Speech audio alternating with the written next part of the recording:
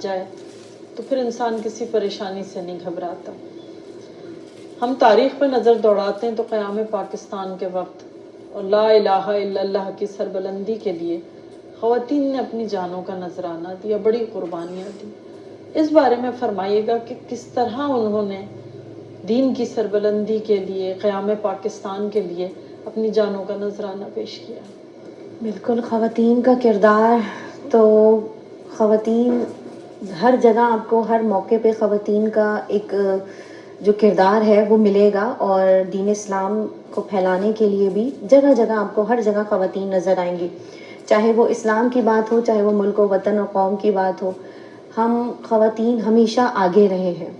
اور خواتین کبھی بھی پیچھے نہیں ہٹی۔ کوئی بھی مرحلہ ہو، چاہے کوئی پریشانی ہو، کوئی مصیبت ہو، کوئی خوشی کا وقت ہو، جنگ کا وقت ہو، اسلام کے دور میں آپ دیکھ لیں جنگوں میں بھی ہم نے ذکر کیا کہ خواتین موجود تھیں، اور آج کے دور میں بھی آپ دیکھ لیں کہ جب پاکستان آزاد ہوا اور جس طریقے سے اس ملک کے لیے خواتین نے اپنا حصہ ڈالا ہے۔ اچھا، خواتین ایک تو اپنی ذات کے طور پہ آگے بڑھتی ہیں،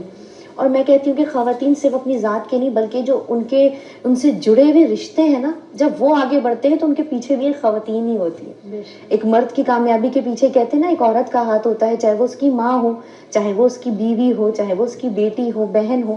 تو اس طرح جب ہم اس میں دیکھتے ہیں کہ جب ایمان والوں میں، جب اسلام کے لیے، جب دین کے لیے، جب اپنے وطن کے لیے جب کوئی بھی ہمارا مجاہد آگے بڑھتا ہے تو اس کے پیچھے اس کی ماں کا کردار ہوتا ہے، اس کی عورت کا کردار ہوتا ہے، چاہے وہ اس کے کوئی بھی رشتہ ہو۔ ایک عورت جو ہے نا، اگر وہ تعلیم یافتہ ہوتی ہے نا، جب اس کو دینی علم بھی ہوتا ہے، اس کو دنیاوی علم بھی معلوم ہوتا ہے، تو وہ اپنی نسلوں کو پرورش کرتی ہے۔ عورت ذریعہ بنتی ہے ایک نسل کی پروان چڑھانے کا،